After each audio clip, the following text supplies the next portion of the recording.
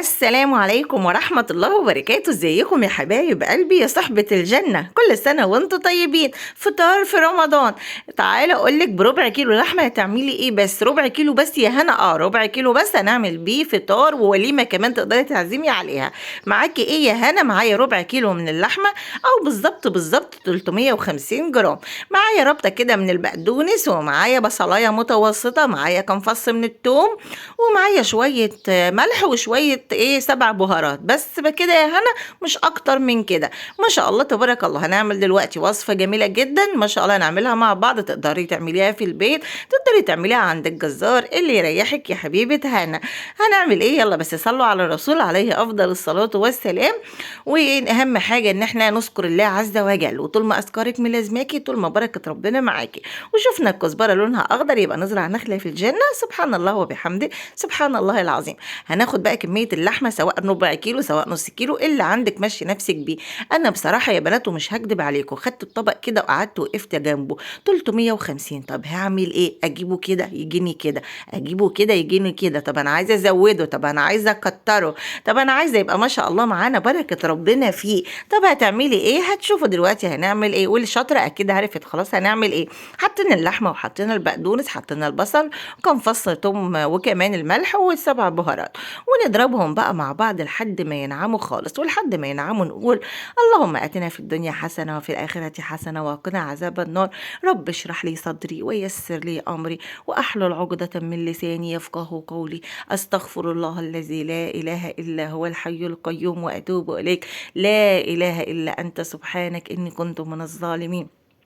الله الله ربي لا أشرك به شيئا. لا حول ولا قوة إلا بالله، ولا منجى من الله إلا إليه. اللهم إني أسألك من فضلك ورحمتك فإنه لا يملكها إلا أنت. هنعمل إيه تاني؟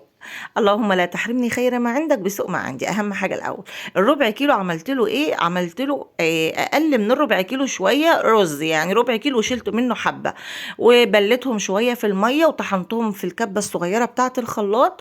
وزي ما انتم شايفين كده، اهم حاجه لما تبليهم شويه في الميه حاولي تجففيهم الاول من الميه بفوطه بقى، تحطوهم يتهووا ايا كان. فما شاء الله خلاص، شوفوا ما شاء الله كده معانا احلى كفته رز، كفته الرز اللي الكل بيحبها سواء الكبار او الصغيرين. يبقى ربع كيلو، هو دايما الكيلو بنحط ليه كيلو الا ربع رز. فانا الربع كيلو يعني جبت ربع كيلو رز ونقصت منه شويه، بليته شويه، وبعدين حطيته في فوطه كده ونشفته كويس جدا من الميه بايديا كده، وبعدين في الكبه الصغيره بتاعه الخلاط وطحنته طحنه تمام. اللي وقعت دي وقعت علشان تذكرنا بايه؟ تذكرنا ان احنا نزرع نخله في الجنه. سبحان الله وبحمده، سبحان الله العظيم. وكتير هتبقى مشاركاني في النخل ده ان شاء الله. ربنا يا رب يبارك لي فيها، اللهم امين يا رب العالمين. وفيكم يا حبايب هنا. ما شاء الله العجينه جميله جدا وطريه وحلوه وقمر القمر. هنبتدي بقى نعملها مع بعض. شوفوا اللي متعود مع هنا متعود على ايه؟ كبتك نظيفه، العجينه لسه ما عملتهاش، والكبه نظيفه. الكبه وهي لسه طرية كده تبقى حلوة. كنت مرة شفت في قناة ميرو للطبخ الصعيدي والأفكار، كانت بتقول اغسل لين تتعب هين، يعني الحاجة وهي لينة بتتعبيش فيها تبقى تعبها هين. فما شاء الله اتعلمت منها الكلمة دي، وأنا أصلا كده كده في طبعي، بس الكلمة عجبتني. ربنا يبارك لها من القناة الحلوة جدا، يا ريت تروحوا تشوفوها، قناة ميرو للطبخ الصعيدي والأفكار. ما شاء الله قناتها حلوة جدا جدا ما شاء الله تبارك الله. ربنا يبارك لها يا رب ويرزقها برزق أولادها، اللهم آمين. في كمان ما شاء الله تبارك الله هنعمل بقى، انا ببتدي اعملها كور كده. ليه هنا ما تصبعها على طول؟ الكور يعني ايه، بتسهل عليا شويه ان بعد كده اصبع على طول، وهتشوفوا معايا. وطول ما احنا بنصبع وطول ما احنا بنكور نقول سبحان الله، نقول الحمد لله، نقول لا اله الا الله، الله اكبر. كله شغال. نصلي على الرسول كتير كتير كتير. يا بنات عايزه احكي لكم ايه، عايزه اقول لكم عن جمال صلاه التراويح وحلاوه صلاه التراويح. الله يا بنات لما تروحي المسجد يا بنات وربنا يعينك كده ويكتب لك الصلاه في المسجد، يا سلام. وكمان بقى انا بحب حاجه كده، مين زيي بيحبها؟ بحب اروح بدري قوي، وانا اللي افتح المصلى بتاع النساء وادخل كده والمصلى فاضي، افرد سجدتي يا بنات واصلي كده، ومفيش اي حد حواليا في المصلى غير انا بس، واحس ان انا وربنا. بحس ان ده انفراد كده، وحاجه انا يعني منفرده بيها، حاجه ميزه انا متميزه بيها.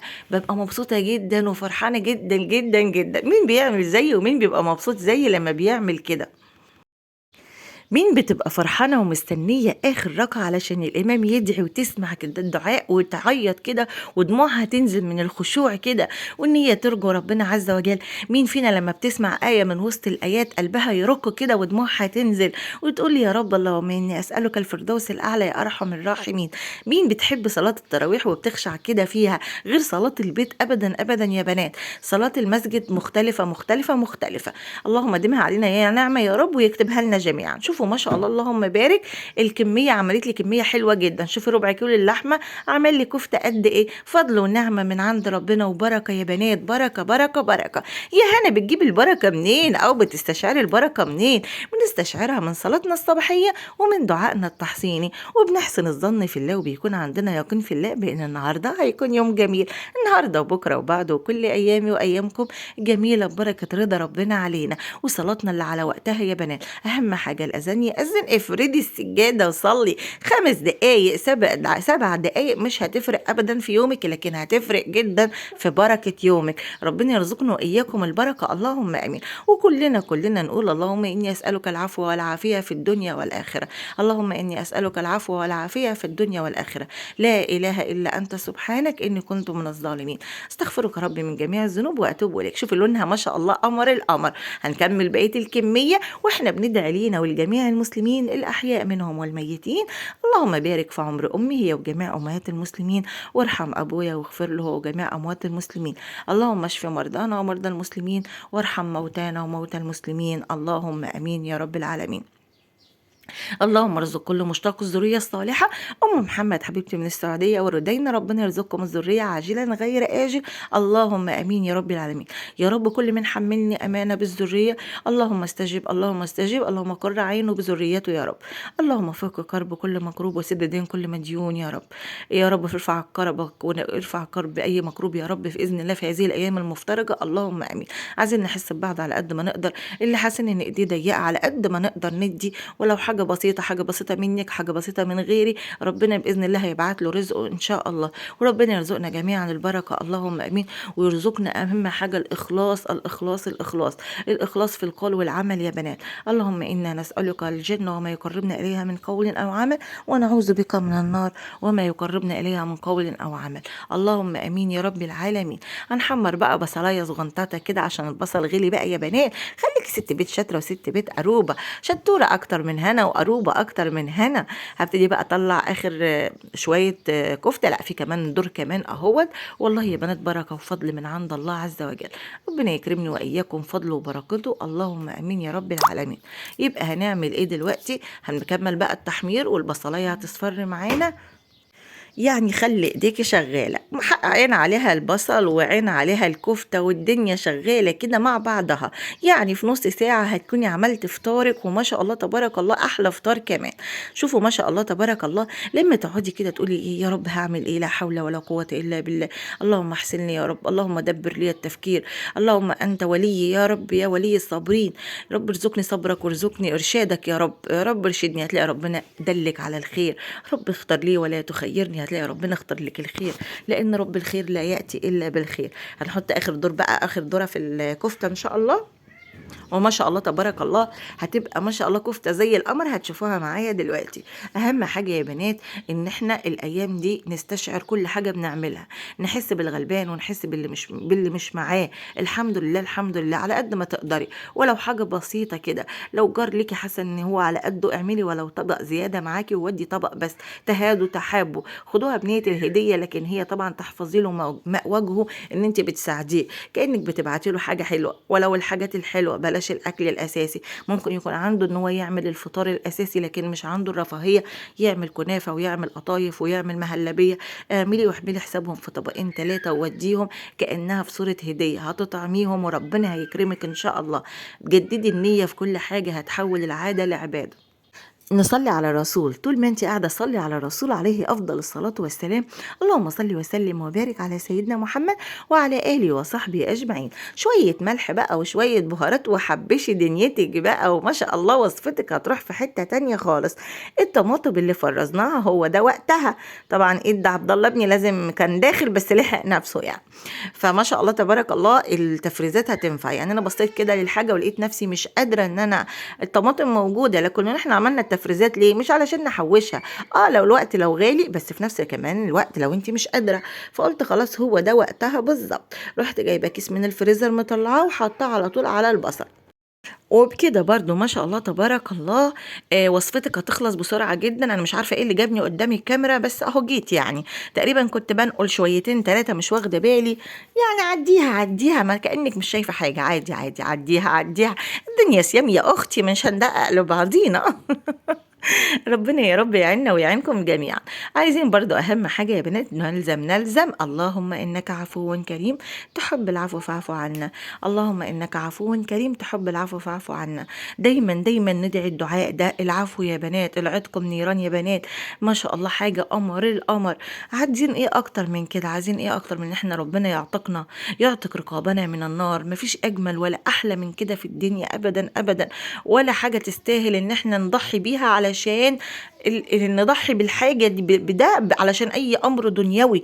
لا عيال ولا بيت ولا شغل ولا دنيا ما تضحيش بيها أبدا. لكن هنقول تقولي البيت اعملي افطار لزوجك ولأولادك وجددي النية افطار صايم هتاخدي أجر علشان ربنا سبحان الله يكتبنا من عتقائه. مش قادرة تقعدي تقرأي في المصحف، شغلي إذاعة القرآن، شغلي قرآن جنبك واسمعي. خلي لسانك ذاكر بالأدعية، هتلاقي لسانك طول ما هو ذاكر طول ما انت بتاخدي حسنات. فإن شاء الله ربنا يكتبك من المؤمنين، وربنا يكتبك من الذاكرين الله والذاكرات. فان شاء الله تدركي ليله القدر، وباذن الله نكون من عتقائه ونبلغ رحماته. ربنا ليه في شهر رمضان رحمات ونفحات. ربنا يجعلنا من ضمن اللي ربنا يشملنا برحمته وبنفحاته يا ارحم الراحمين يا رب العالمين. بكده ما شاء الله شايفين الكفته بتاعتنا شكلها يفتح النفس. انا بس اللي بشكر فيها ولا هي شكلها يفتح النفس؟ مين هتنزل تكتب لي في الكومنت يا هنا الكفته فعلا شكلها يفتح النفس. وهنعمل شوية رز بالشعرية. هنكتر الشعرية شويتين ثلاثة عشان ما كانش عندي رز. هو كان كيلو رز، أخدت منه شوية اللي حطيتهم للكفتة وكملت بقيته. مش هكدب عليكم، وفضل ونعمة من عند ربنا اللهم لك الحمد. يا رب ديمها نعمة علينا واحفظها من الزوال. عملت الغطا ليه كده يا هنا؟ علشان كنت حاسة ان هي ما شاء الله خلاص استوت. لو قفلت الغطا عليها هتكمل سوا وهتتهري خالص. فرحت مغطيها وسايبه الغطا موارب علشان تبرد شوية ما تهريش معايا وفي السوا. ويلا بقى خلاص الشعرية خدت اللون الأصفر الذهبي الجميل القمر ده. هننزل بقى ببقية الرز ونعمل أحلى رز بالشعرية. ما شاء الله تبارك الله يا بنات، أكلة جميلة جدا. سبحان الله سبحان الله. اقفي كده في المطبخ واستشعري رضا ربنا عليكي، هتلاقي ربنا اداكي البركة في كل حاجة بتعمليها. ما شاء الله من ربع كيلو لحمة عملنا وليمة، عملنا أكل يكفينا ما شاء الله كلنا. والله يا بنات فاض منه كمان. الحمد لله على كل حال وأي حال. الحمد لله على رضا علينا يا رب العباد. اللهم ارض عنا اللهم ارض عنا اللهم ارض عنا يا ارحم الراحمين. اللهم انا نسألك رضاك والجنة ونعوذ بك من سخطك والنار. ما شاء الله تبارك الله. انا كنت لسه اللقطه دي كانت سابقه دي تقريبا. فهحط بقى نص قرن فلفل عشان هيديها طعم حلو. مش هحط القرن كامل يا بنات علشان هيديها طعم حراق بقى والولاد مش هيقدروا ياكلوا. نص بس يديها طعم وكده. وبعد كده خلاص على كده ما شاء الله تبارك الله. يبقى المقطع ده كان سابق ده. فانا خلاص دلوقتي كده ايوه بس كده هديها تقلبتين وصدقوني هطفي عليها اهو. بس بدوس عليها كده بايدي لقيتها استوت اهي. طفيت شوفوا هتلاقي بطلت تغلي اهو. طفيت خلاص عليها فضل ونعمه من عند ربنا عز وجل اهو. عشان كده انا بقول لكم الغطا ما غطيتهاش. انا فاكره كويس انا كنت بعمل ايه. وشويه رز وشويه ملح بقى للرز بقى. وظبطي لا تظبطي وحطي معلقه سمنه كده بلدي في الرز. هتلاقي رزك راح في حته تانية خالص. او حته زبده هيخلي اكلتك ورزك يروح في حته تانية. حتى لو عملتيه بميه كانك عاملاه بشوربه بالظبط. البركه البركه يا بنات. البركه البركه يا بنات. هفضل طول عمري اقول لكم البركه. لان احنا نسال الله عز وجل البركه ما نسالوش الرزق. الرزق البركه اهم من الرزق نفسه. ايه الفايده من رزق كتير ما فيهوش فيهوش بركه. وايه الفايده وايه البركه وايه الكرم وايه الرضا من ربنا لما يكون رزق قليل وفيه بركه. الحمد لله على كل حال واي حال، فضل ونعمه من عند ربنا يا بنات. ما شاء الله تبارك الله. الرز بتاعنا كمان خلص اهوت. هنغطي بقى، واول ما يبتدي ياخد غلوه واتنين ويبتدي يتشرب ميته هنوطي عليه خالص وهنسيبه يعيش حياته، يعيش حياته مع نفسه. هو بيعيش حياته، احنا هنعيش حياتنا مع الحاجات الخضراء اللي حوالينا، ونزرع علينا كام نخله ونقول سبحان الله وبحمده سبحان الله العظيم، سبحان الله وبحمده سبحان الله العظيم، سبحان الله وبحمده سبحان الله العظيم. ايه ده يا هنا؟ ما هي الاكله دي ما ينفعش تبقى لوحدها كده. قطعت بصلايه كده وحطيت عليها شويه ملح ودعكتها كده بايديا وغسلتها، وبعدين بشرت جزرايه وبشرت حته بنجرايه وكمان ربطه بقدونس، بس ما شاء الله، وحطيتهم على بعض زي ما انتم شايفين. وقلت ايه اما اكمل السلطه معاكم واحنا بنتكلم كده مع بعض ان شاء الله. هنقطع بقى كام خياره وهنقطع كام طماطم كده هتديهم الاكله ما شاء الله تبارك الله. الرز مع الكفته ومعاها كمان شويه سلطه، بقت اكلتنا كامله ومتكامله زي ما بيقول وجميله وقمر القمر. هنقطع بقى خيار. الخيار غالي جدا يا بنات، زوجي بيقول الكيلو ب15 جنيه، ربنا يرحمنا برحمته. فانا مخليها على قد لو هنعمل سلطه او هنحط في السحور كده حبه يعني، فبيمشي الحال ان شاء الله يا بنات باذن الله. ربنا يا رب يكرمنا جميعا، اللهم امين يا رب العالمين. ربنا يا رب يكرمني ويكرمكم، اللهم امين. برضو نص القرن برضو هو نص القرن، مش باخد النص اللي فوق عشان بيبقى حراق قوي، بخليه لاي حاجه تانية انا عايزه احطها، لكن باخد النص اللي تحت كده وهاخد برضو منه حته صغيره، مش هاخد كله كمان علشان انا حسيت ان هو حراق وممكن الولاد ما ياكلوش السلطه. بنبتدي بقى نقطع الطماطم مع بعض. ما شاء الله تبارك الله. قطعت كل الطماطم زي ما انتم شايفين، وبقى عندنا احلى طبق سلطه. وزي ما متعودين مع هنا مش بنحط الخل او الليمون والملح غير وقت التقديم بس. هغطيها بقى كده واركنها على جنب، يبقى كده خلاص كل فطارنا جاهز. وما شاء الله هنعمل بقى عصير جوافه جنبه، وفضل ونعمه من عند ربنا يا بنات. ربنا يبارك لنا يا رب، اللهم امين يا رب العالمين، ويبارك لكم يا رب، يرزقني ويرزقكم الصحه والعافيه، اللهم امين.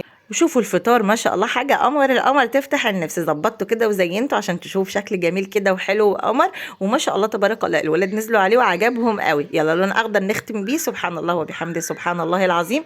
واديكم شايفين النخلة انا معلقاها قدامي، او الذكر اصلا خلاص علقته قدامي علشان عينيا تبقى رايحة جاية عليه. احلى طبق سلطة. حطي